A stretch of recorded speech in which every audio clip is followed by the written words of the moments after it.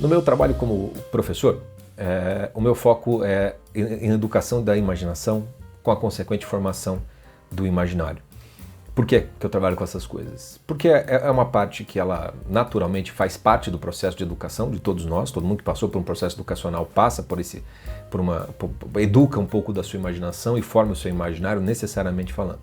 No entanto, já de algumas gerações para cá, eu acho que essa é uma dos defeitos do nosso sistema educacional formal, uma das lacunas em que a imaginação ou ela nem é educada ou ela é muito mal educada, né? E o imaginário formado ele é muito incipiente.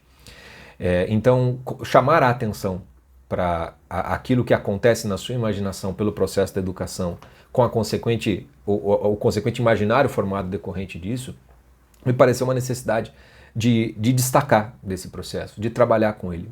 Porque eu acho que através dele você recupera outras coisas que sem isso você não conseguiria recuperar. É uma parte inicial. Nós estamos aqui falando uma espécie de uma infância educacional, não no sentido do sistema infantil de educação, mas de uma infância educacional de um princípio de toda educação, não importa em que idade você a inicie. E é claro que eu poderia aqui ficar tentando fundamentar para você, conceituar, explicar o que é o imaginário, etc, etc, etc, mas não é essa a minha preocupação. Quando eu comecei a trabalhar com isso, não foi no sentido de me tornar um filósofo dessas coisas, né? Fazer pesquisas, escrever livros, fundamentar, conceituar, né? Fazer parte de uma grande conversação, de uma tradição a respeito dessas coisas. O meu objetivo sempre foi de ordem prática, trabalhar na prática com essas coisas. Né? E por isso mesmo, muito melhor do que explicar e demonstrar na prática, né? Como é que isso funciona, do que se trata, no final das contas. E essa semana, no meu projeto pessoal, que eu chamo de Travessia, no qual eu trabalho com essas coisas. E vou até deixar o link, você vai poder ver o que eu faço ali dentro. Acho que já tem mais de 500 aulas. E você vai encontrar um pouco de tudo ali. Você vai ter aulas sobre filmes, sobre seriados, sobre livros, oficinas de leitura, você vai ter alguns cursos. E sempre tem essa característica, né, de educar a sua imaginação, né, buscando essa formação de um imaginário melhor, que muitas vezes acaba sendo uma reforma de imaginário, não exatamente a formação dele. Tem aqui se você quiser saber. E é por isso mesmo que quando você vê aqui no YouTube, né, eu fazendo um vídeo sobre um filme, ou comentando um livro, ou um disco, eu não estou aqui na posição de um crítico cultural, né, ou então um especialista, né, que fala sobre cinema, um especialista em literatura, um especialista. Não é esse o meu ponto de vista. Não estou aqui como crítico, nem como especialista. Estou aqui como professor. Fazendo, digamos assim, precisamente essa ponte entre os símbolos, que são as obras de artes, e os símbolos que nós somos também em relação a elas. E por que eu estou falando em símbolo aqui? Eu vou utilizar, na aula da semana, vou trazer um trechinho dela aqui para demonstrar um pouquinho disso, e volta e meia eu vou fazer isso aqui pelo YouTube, acho importante de apresentar esse trabalho. Eu tenho lido muito nos últimos meses, já até mais tempo até, acompanhado, né, aquele filósofo teuto-coreano que se tornou muito famoso porque ele fez um livro sobre a sociedade do cansaço, sobre a nossa relação com o mundo virtual, as redes sociais, o mundo digital. Né? E eu acho que ele acerta em muita coisa, né? Não em tudo, mas acerta em muita coisa, me parece. Tem até um documentário sobre a sociedade do cansaço que eu acho que é interessante aí, se você quiser, você consegue achar aí até pelo YouTube, se duvidar. E ele tem sido muito traduzido pela editora Voz aqui no Brasil. Eu tenho lido quase tudo, né? Os livros dele são como se fossem capítulos soltos de uma obra só, em que você vê muita repetição, mas o que interessa, o cerne da coisa é realmente muito bom. E no ano passado ele saiu a publicação da tradução do livro da Vita Contemplativa, ou sobre a inatividade. E num dos trechos desse livro, ele vai falar sobre a ordem simbólica em que nós vivemos, em que nós estamos vivendo. Necessariamente a gente está sempre dentro de uma ordem simbólica, que é exatamente o que é o imaginário. Né? E ele vai fazer algumas referências a respeito do que seria o símbolo, e ele vai, nesse contexto, ele faz referência a umas pinturas do Cézanne, do Monte São Vitório, se não me engano, na França, em que Cézanne fez várias pinturas, e eu fiquei com a pulga atrás da orelha, fui atrás das pinturas, fui atrás de mais material sobre o Cézanne, sobre aquilo, e achei um belíssimo exercício para demonstrar um pouco do que se trata esse trabalho de educação e de formação de imaginário. Bom, no livro, quando eu falo que o ser humano é um símbolo, o Byung ele retoma Platão. Ele se lembra do banquete na qual tem uma parte, uma narração, em que se narra que os seres humanos, abre aspas, tá? Os seres humanos seriam originalmente seres esféricos, fecha aspas. Seres esféricos quer dizer, né, circulares. Então, seres completos, vamos dizer assim. Né? Como se fosse uma aliança, né? Não tem, é uma coisa só. Como eles se tornaram poderosos e soberbos demais, os deuses teriam os partido ao meio. Desde então, cada uma dessas metades anseia pela união com a sua outra metade. Esse pedaço partido se diz em grego symbolon. O ser humano, como símbolo, anseia por uma totalidade sagrada e restauradora. Então é daqui que eu estou falando que nós somos símbolos. Símbolos não porque a gente significa alguma coisa, mas porque a gente é partido ao meio do significado. A gente tem uma parte e está faltando a outra para a gente saber o que a gente é, o que a gente significa. E veja como essa é a nossa condição humana. Porque desde que a gente nasce, a gente não é como os outros animais. A gente não se contenta em simplesmente estar vivo e lutar pela sobrevivência mais mínima. Em geral, a gente busca por alguma coisa que nos preencha. Parece que está sempre faltando alguma coisa. Há uma insatisfação vital que faz com que a gente sempre procure alguma coisa a mais. Alguma coisa que seja mais viva, mais rica, mais profunda, ou então alguma coisa que nos transcenda. E nem estou entrando aqui em questão de ordem muito espiritual, religiosa, qualquer coisa que vale. Não, estou só prestando atenção nesse anseio. Naquilo que até acho que era o Heidegger, falava da angústia, do estar no mundo, literalmente. Só o ser humano tem esse negócio. Porque parece que a gente nasceu faltando, com uma parte faltando. A parte que falta também é um símbolo. Né? Porque se o ser humano, esse pedaço partido se diz em grego símbolo, o ser humano como símbolo anseia por uma totalidade sagrada e restauradora. Se nós formos partidos ao meio e estamos procurando a parte que nos falta, vamos dizer assim, essa parte é um símbolo e nós somos um símbolo. E é quando as duas partes são reunidas que a gente se completa, que algo se restaura, que algo nos satisfaz, literalmente falando. Então, quando você vai, sei lá, prestar atenção em termos, vamos botar a linguagem um pouquinho mais científica ou filosófica, né? Temos o sujeito do conhecimento e o objeto do conhecimento. Tá aí as duas coisas que precisam ser unidas de alguma maneira. Né? De que maneira se faz essa união? De que maneira essas coisas acontecem? O contexto do livro, obviamente, é um elogio à contemplação como, digamos assim, o lugar mais próprio do ser humano.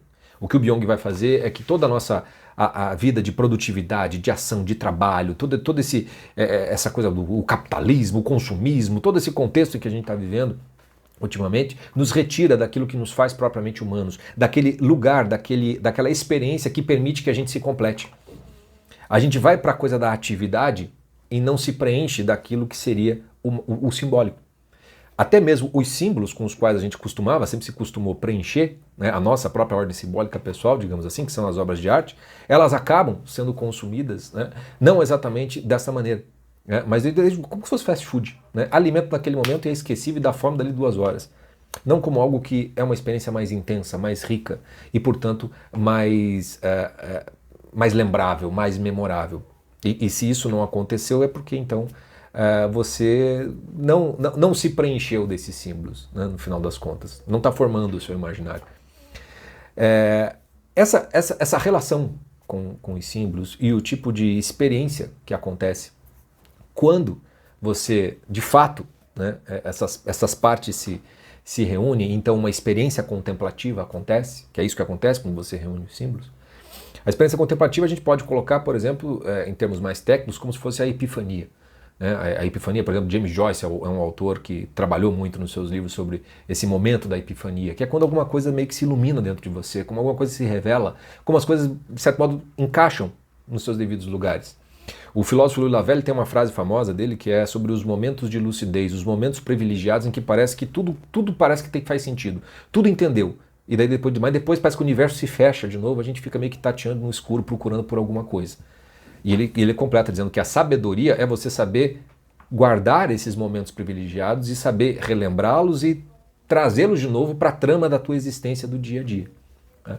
O que é esse momento privilegiado, senão essa experiência de contemplação simbólica, na qual você se preenche e as coisas fazem sentido, há uma luminosidade, há uma eureka, vamos dizer assim. As obras de arte, elas são símbolos disponíveis para que a gente encontre a nossa parte faltando em alguma medida. E a forma como a gente lida com as obras de arte, ela é decisiva para que esse encontro possa ou não acontecer. Ou seja, Se a tua atenção às obras de arte é uma atenção difusa, distraída, né, se ela não é uma atenção de fato contemplativa, nada acontece. A arte moderna, ela costuma ser, da bolha da onde eu parto, né, sou um cristão, católico, enfim, ela costuma ser muito mal vista, a arte moderna, porque ela é vista no aspecto negativo dela, né, no aspecto que de fato existe, né, o aspecto de revolta contra os cânones, né, de se quebrar, né, as tradições, de tentar inaugurar alguma coisa nova. Muita porcaria foi feita em nome disso e talvez em nenhuma outra época, né, artística você tenha tanta coisa ruim sendo feita como na época modernista. Mas não significa que não tenha coisa boa e aquilo que é bom demais. Né? Algo que faz parte da nossa ordem simbólica. A arte moderna, ela não é uma revolta contra o mundo, ela é também uma expressão da ordem simbólica na qual nós estamos colocados, né? Que é uma queda, que há de fato uma fragmentação e uma degradação. Mas a arte, de certo modo, a grande arte, mesmo a moderna, ela é uma restauração do ser humano em alguma medida. E quando a gente olha, por exemplo, para a pintura, que é literalmente visual, contemplativo, né? A forma como você presta atenção nas pinturas, né, a forma como a experiência acontece, né, ela exige demorar-se diante da tela, né, exige deixar, de certo modo, o quadro falar com você. E, em geral, a gente meio que passeia o olho naquilo, legal, bonito, tal, e ok. Né, e tocamos 30 segundinhos ali e passamos para o próximo quadro se a gente estiver numa galeria de arte. O aspecto de contemplação, de se demorar naquilo, né, não por uma obrigação, mas por um deleitar-se, é uma experiência um tanto quanto distante das pessoas hoje em dia. Então, quando o Byung, no livro dele, trouxe uma referência ao Cézanne, a uns quadros do Cézanne, eu fui atrás e descobri algumas coisas muito interessantes que eu acho que podem ilustrar, exemplificar um pouco do que é essa experiência contemplativa, porque eu acho que o Cézanne consegue representar, digamos assim, o que é essa experiência acontecendo, e ao mesmo tempo a nossa dificuldade de conseguir contemplar algo, ter essa mesma experiência em nós. Então eu vou colocar aqui na tela, né, são pinturas que o Cézanne fez se eu não me engano, entre 1882 e até próximo da sua morte, em 1906. O Cézanne nasceu em 1839. E ele amava a natureza, amava pintar, né, paisagens como essa que eu já estou colocando aí para vocês. Tanto que ele morre de pneumonia justamente por ter ficado, né, muito tempo exposto na chuva, vendo uma paisagem e tal. Vai levá-lo à morte. Né? E ele, assim, ele era explícito, ele fazia, eu prefiro ficar passando o tempo todo na natureza, por causa da luz, prestando atenção na forma, na paz, na serenidade, no silêncio, um monte de coisa. Pois bem, ele pintou vários quadros e essa cena, essa paisagem que você está vendo, que é a montanha de São Vitório, que tem ali ao fundo, você consegue ver que tem um viaduto de trem. Ela foi pintada acho que em 1882, entre 1882 e 85. É a primeira pintura dele, né? Onde ele se coloca nessa posição, o monte está lá ao fundo, se destaca aqui um pinheiro. Tá?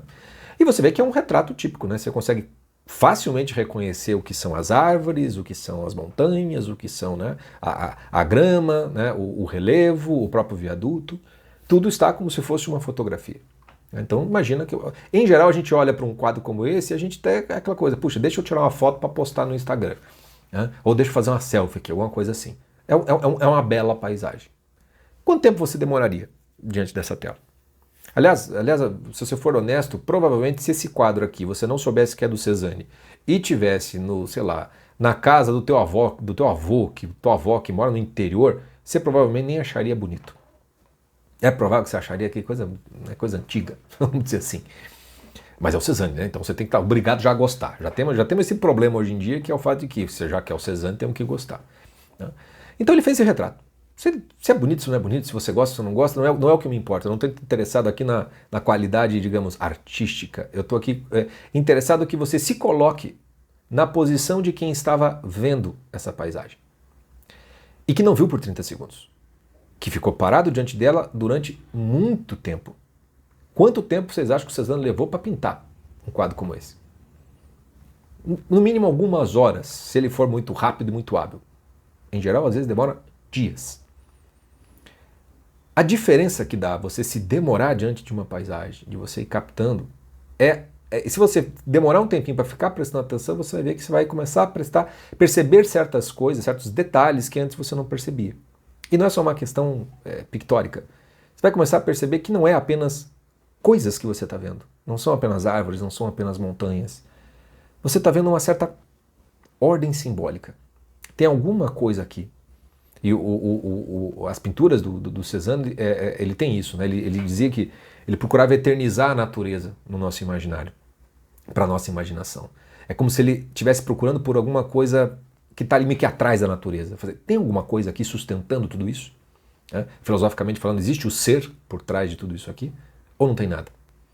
O Cézanne é meio assim, se tiver, talvez o que a gente encontre seja o tudo. Seja tudo. Tem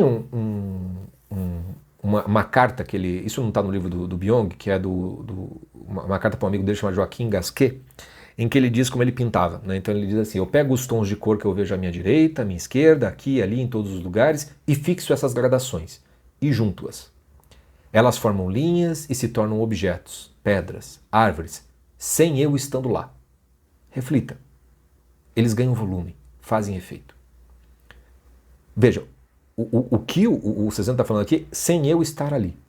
É como se ele desaparecesse e a própria paisagem fosse tomando forma através daquilo que são as linhas, os objetos. Vai aparecendo a realidade à medida que ele a vai retratando. Para a gente entender um pouquinho melhor isso, vou colocar uma segunda pintura que ele fez do mesmo lugar, onde você pode ver que ele se colocou, né? Provavelmente isso aqui é o pinheiro, ele foi debaixo do pinheiro para pintar mais propriamente o monte, você consegue ainda ver lá o túnel aparecendo, mas percebam que já há alguma diferença.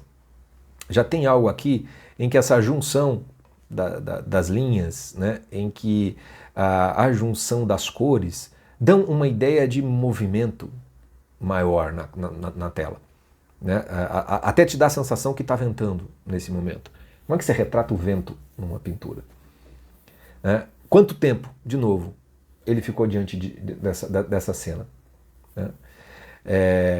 Você vai perceber que à medida que ele foi avançando no tempo pintando essas pinturas, a terceira que eu estou colocando aqui agora para vocês, ela é uma pintura de 1890 para 1895, né? É a mesma cena, tá? É o mesmo monte, mais ou menos o mesmo lugar ali, não é exatamente sempre a mesma posição, mas muito próximo umas das outras. Onde você aqui, se você já não soubesse que se trata da mesma cena, talvez você até tivesse dificuldade para identificar que se trata aqui, já na parte esquerda, de uma árvore. Né? Você, de certo modo, já começaria a ficar na dúvida se nós estamos diante de uma paisagem de fato. Já há uma abstração muito maior. As linhas aparecem mais do que as árvores, né? do que os objetos, literalmente falando. As cores começam a se misturar, já começa a ficar mais difícil de você discernir onde começa e onde termina o céu e a montanha, por exemplo. Né? Começa a haver aqui, então, uma mistura, literalmente falando. Né? Começa a haver algo que as pinceladas já são um pouco mais diferentes, parece que são mais amplas, parece que a paisagem vai se desfazendo, de certo modo, no espaço, dando lugar a alguma outra coisa. De novo, é o mesmo sujeito. Ele já não está mais, parece que retratando a paisagem. Parece que ele está mergulhando nela. Parece que ele está participando dela desde um outro, não um outro ponto de vista, mas desde uma outra forma de participação que não apenas o olhar e registrar. Vamos para a próxima. Também é o mesmo monte. Aqui você consegue ver, tem as árvores, mas você já começa a perceber que o chão, o solo, já não é tão fácil de você identificar. Né? O colorido mais amarelo, amarronzado ali, existe altura aqui ou não? Né? Existe o alto, existe o baixo. Né?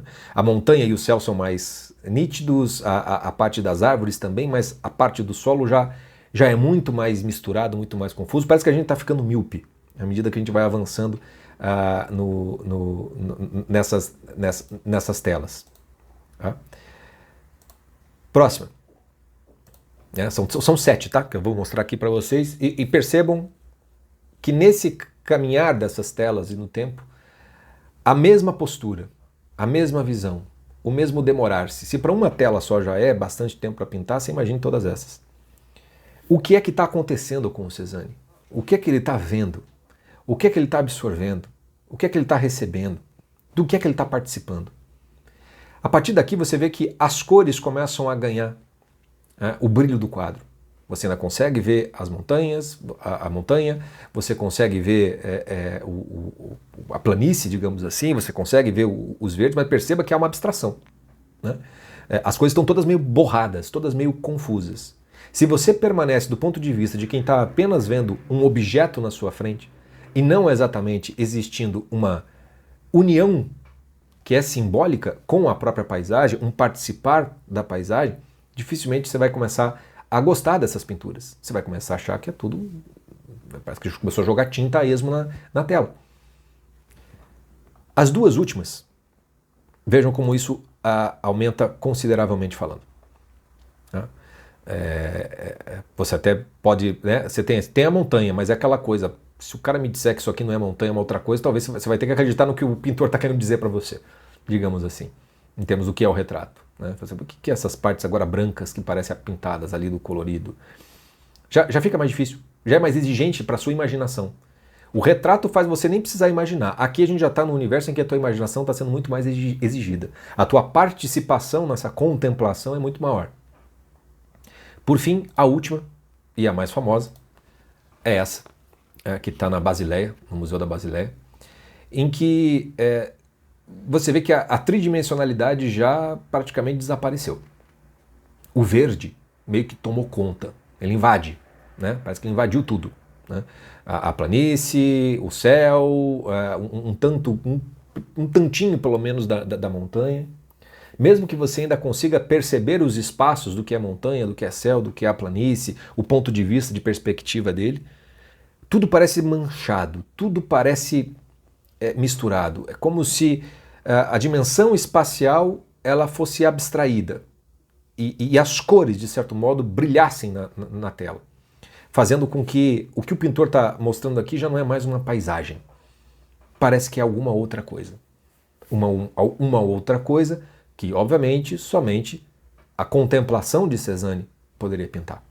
O que significa que nós, como espectadores disso tudo, se você começa somente a visualizar isso sem o exercício da contemplação, provavelmente você vai preferir só o retrato inicial, e nada de errado com isso, mas não é que você vai preferir ele por achar melhor do que essa última tela. Você vai preferir ele porque você não entende essa última tela.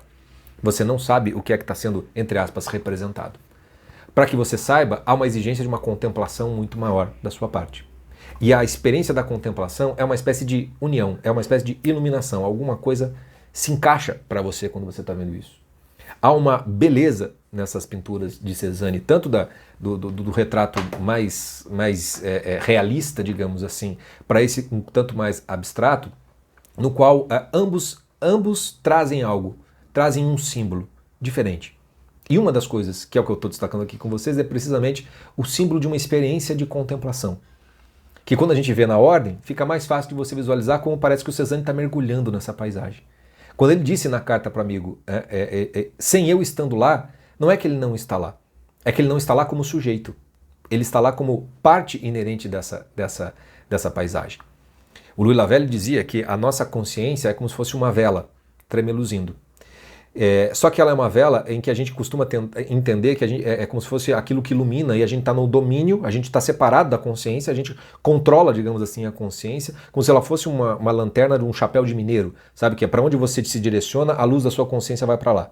O Lavelle vai defender que, ao contrário, nós somos a luz.